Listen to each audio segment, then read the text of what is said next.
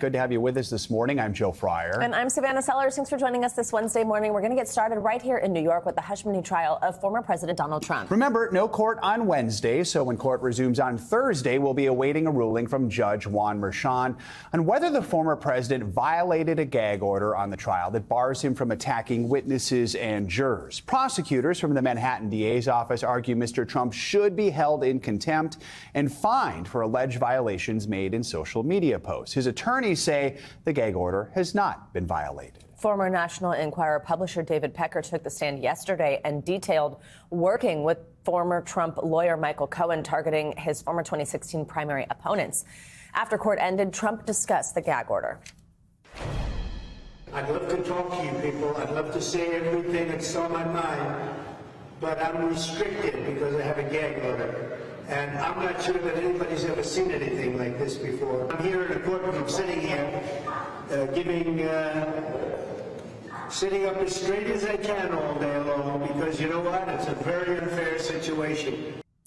For the latest, we're joined here by NBC News correspondent Dasha Burns, NBC News legal analyst Danny Savalos. Good morning to both of you. So, Dasha, let's start with that gag order hearing. What were the arguments we heard from both sides? Well, a pretty tense exchange between the judge and Trump's defense attorney, Todd Blanche, when it came to the gag order. Basically, Trump's defense attorney was arguing that he didn't violate the gag order. He was simply speaking politically. He has the right to defend himself because people are attacking him, people like Cohen and Stormy Daniels. So he's simply defending himself. It's political speech. He did not willfully violate the gag order. Then the judge was asking Blanche for examples of when he was responding to attacks, and Blanche just wasn't answering that question. The judge got pretty frustrated at one point, saying that he's losing credibility with the court. Now, we didn't get a ruling from Judge Merchan on the gag order. That could come really at any time. He said he was going to reserve judgment for now, but not such a great look for Trump's defense attorneys there. Danny, what do you think comes of this, given that tense exchange?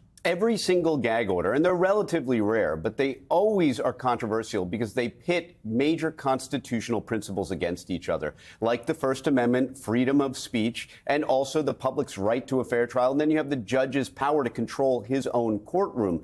And so that's why every gag order is a difficult call for any judge, because all speech is different, and then context makes it even more different. So Justice Merchan has a difficult choice to make here in terms of how to punish, if to punish, Donald Trump. Now, will the defense counsel's arguments that, hey, I was just responding to what was being said about me, will that be effective? Maybe, maybe not. But again, this is a very unusual situation. And I have to say I have so much sympathy for defense counsel here, because when you're on trial, you leave court and you work until midnight, the wee hours, preparing for cross-examination, witnesses, evidence. And now he's locked up trying to remember, well, when was this social media posting and what did this say on Truth Social? If I'm Todd Blanche, I'm furious at my client, quietly, of course, for making me go through this hearing when I could have been getting ready for the trial. Let's talk about the testimony. David Pecker on the stand yesterday, the first witness in this case. What are we learning from this testimony? Yeah, I know, Danny, you've said that he might actually be the star witness, not even Cohen, because we heard so much from Pecker. Basically, admitting that the Enquirer made up or exaggerated stories about Trump's opponents and sometimes fully fabricated them. There was an example of a story about Ted Cruz's father having some association with Lee Harvey Oswald, who's a man who assassinated JFK. Basically, Pecker explained to the court that he worked with Cohen as a conduit to Trump, the three of them together working to catch and kill stories.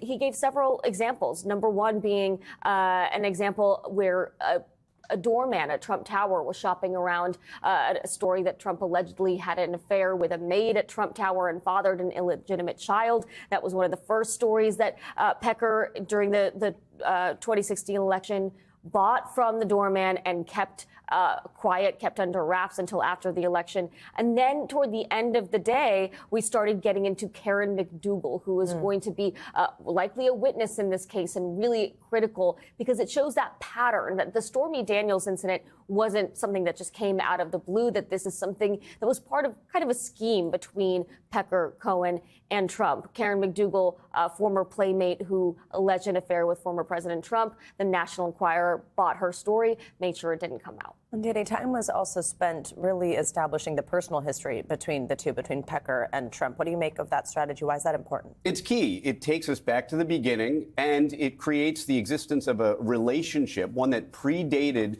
the transactions that are going to be at issue in this case, and it sets the stage. David Pecker is a character testifying that I like to call the scoundrel, right? He's unapologetic about what he does, and I think the jurors will like that about him. You know, they may say, wow, this is a world I never knew about. That's another reason he's an excellent witness, is he's fascinating. I mean, we all work in journalism. I knew nothing about this world of what he calls checkbook journalism, and this world for regular lay people on that jury is so alien to them, they must be as riveted as the rest of us are. I find him really interesting. There's several other reasons why he's a very good witness. He's got less credibility issues than Michael Cohen. He was actually friends with Donald Trump.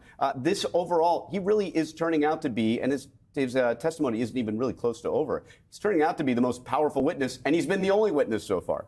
This, of course, also raises all sorts of questions people are having about whether you consider the National Enquirer to even be journalism, but those discussions sort of wrap around this as well. Dasha, Danny, thank you both. Appreciate your time. Yeah, great to have you here on set with us also, Dasha. Well, after months of uncertainty, the Senate voted overnight to pass a $95 billion foreign aid package. It includes funds for Ukraine, Israel, and Taiwan, and a provision that could lead to a national ban on TikTok. Senate Majority Leader Chuck Schumer called the moment an inflection point in history.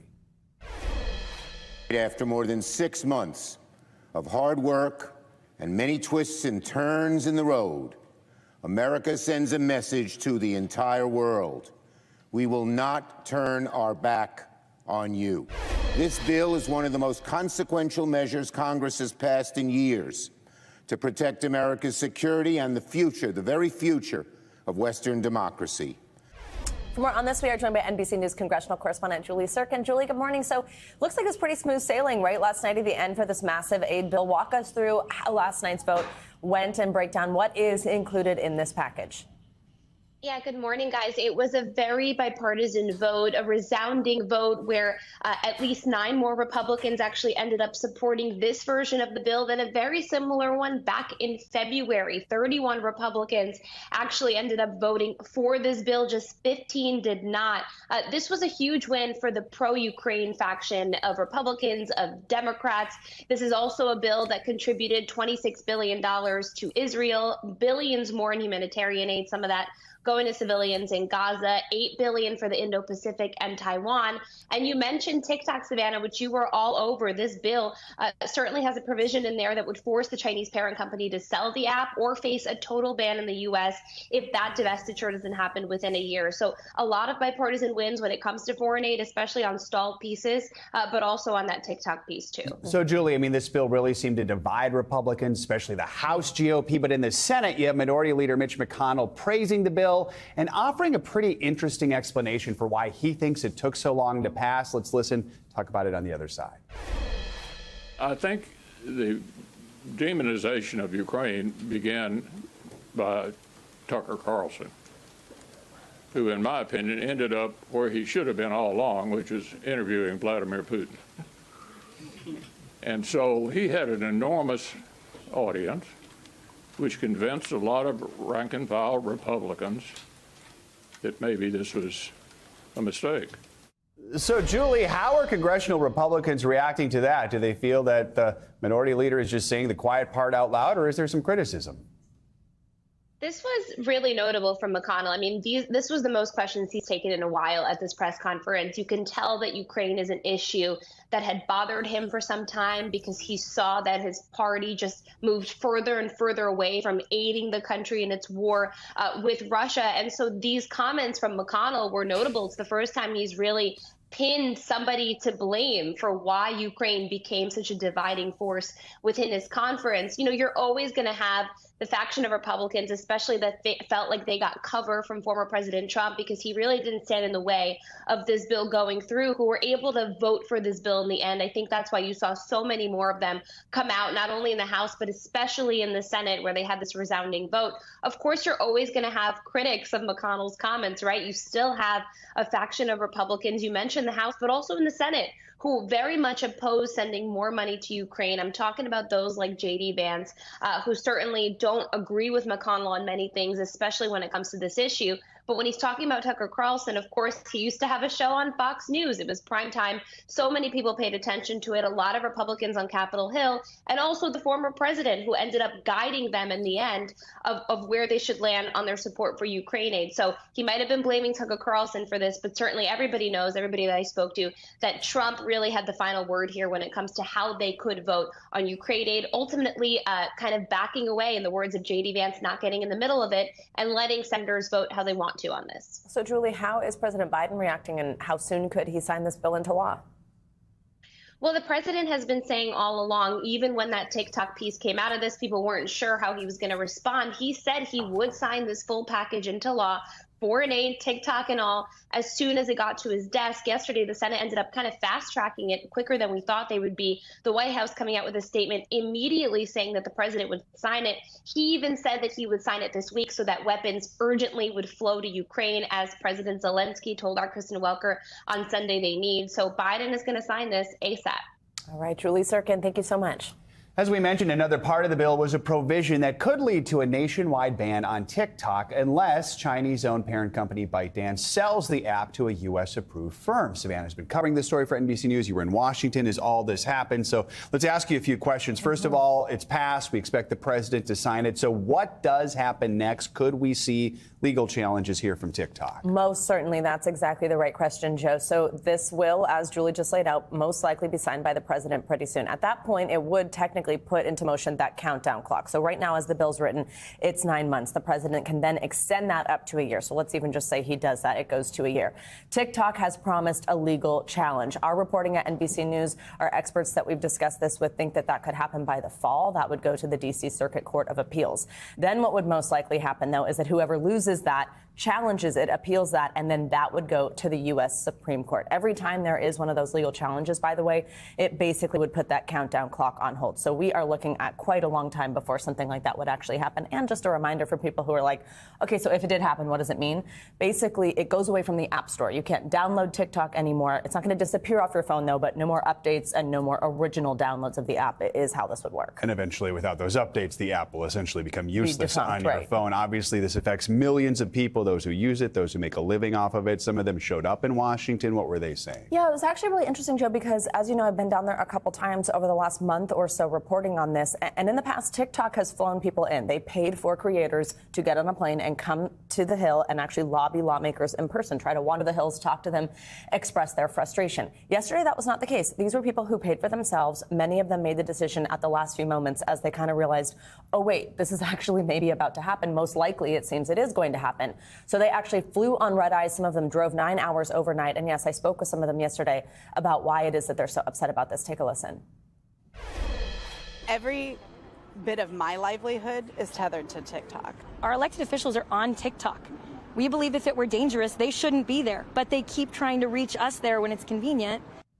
That is a sentiment I've heard quite a bit, also expressing President Biden is about to sign this, and yet he's campaigning on TikTok, which both of those two things are true. However, yesterday I did also get a chance to talk to lawmakers on their way into this vote. I heard specifically from Senator Coons that in these closed-door briefings, they are hearing serious national security concerns, they say, that are concrete about what China could be doing with American data. And it is coming from both parties, which makes it hard for voters to target one party or the other. We know you'll stay on this story far from over. Thank you, Savannah. Universities across the country are facing backlash from both sides as pro-Palestinian protests on campuses begin to multiply. Many schools are cracking down as reports of dangerous and anti-Semitic rhetoric grow. Now mass arrests at some colleges are sparking debate about free speech. NBC News correspondent Aaron McLaughlin has the latest from New York City, which has seen protests at both Columbia and New York University. This morning, Columbia University, a flashpoint in the nationwide unrest at college campuses across the country, reporting progress in its negotiations with pro-Palestinian protesters who've been encamped on campus since last week. A Columbia spokesperson telling NBC News this morning students have committed to dismantling and removing a significant number of tents and have agreed to prohibit discriminatory or harassing language. The school has been flaring with unrest, with growing pressure on its president, Manoush Shafiq. Amidst allegations, the university is not doing enough to de-escalate tensions or adequately protect the safety of Jewish students.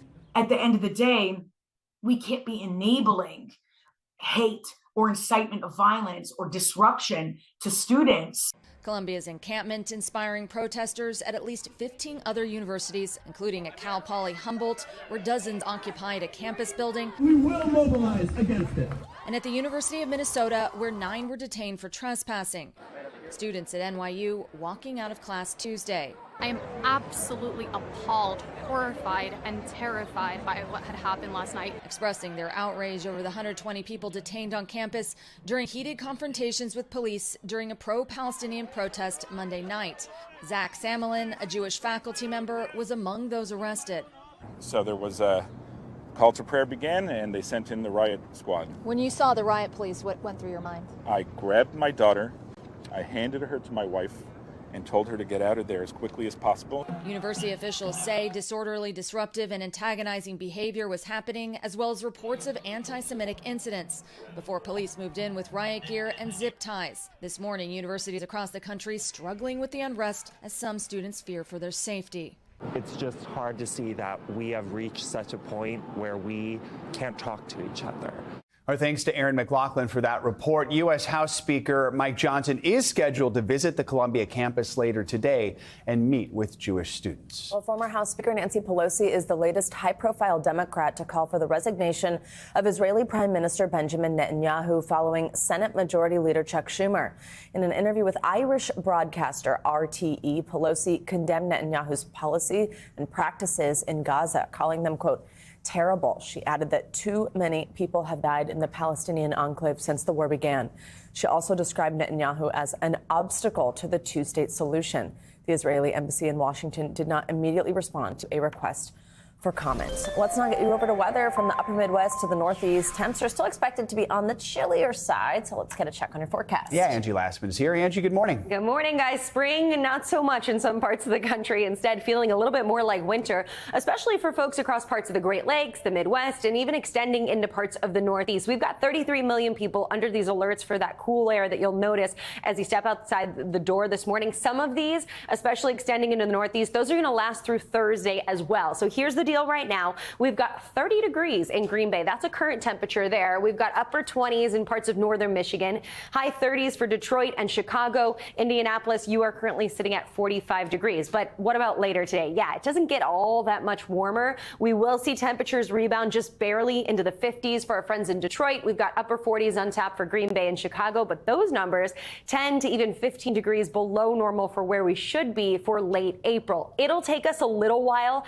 to get back in the swing of things and kind of warm things up across this region. Even tomorrow, you're going to wake up to some chilly conditions and we'll see cooler than normal temperatures in the afternoon hours. But by the time we wrap up the work week and head into the weekend, things will feel a little bit more like they should for this time of year. We've also got to keep a close eye today and through the next couple of days on the chance for some strong storms, even severe storms to develop. They're all going to be kind of focused towards the center of the country. So let's start with today and tonight. We've got a system that's going to bring us the chance for some strong storms, so likely going to be the hail and the wind gusts that we see with the greatest potential of development today, and that's going to be focused mostly around portions of Texas, but extending up into Oklahoma. As we look at that hail size, we're talking 2-inch or higher. Again, that's that little bullseye you see there from Lubbock down to Midland. As we get into tomorrow, though, that's where that system will start to emerge out of the Rockies. It's going to be fast moving, and we do have the risk for some nighttime tornadoes. A couple of those likely to be strong, but we'll also have the threat of the hail as well as the damaging winds in a much greater area, once again across parts of the southern plains, extending into the central plains too, and that tornado risk, EF2 or higher. We'll watch for this once again into the evening hours and overnight as well. Now, we look ahead to Friday, that system will move into the high plains. We've got, you guessed it, another severe threat. That's going to extend this time from Iowa to Texas. This is why I said multi-day kind of threat that we're going to have to deal with, guys, where places like Kansas City, Des Moines, down to Dallas, we'll see all of those hazards be possible. And then we roll into our weekend with that system still on the move. We'll watch for severe storms to be possible for our Saturday plans as well. If you're looking for some sunshine on Saturday, East Coast looks great. We've got warm temperatures on deck for folks across the Southeast, places like Tampa into the 90s. We'll see plenty of sunshine out west too, but that rain and unfortunately that snow across the Rockies will be something we'll have to contend with for our Saturday plans. By Sunday, those severe storms still in the picture, unfortunately, now from folks for the the Great Lakes to the south, we'll be dealing with those, but sunny conditions on the bookends of the country. Got it. Just the middle of the country. The middle of the country. Not a great weekend. Sorry. All right. Thanks, Angie. Thanks for watching. Stay updated about breaking news and top stories on the NBC News app or follow us on social media.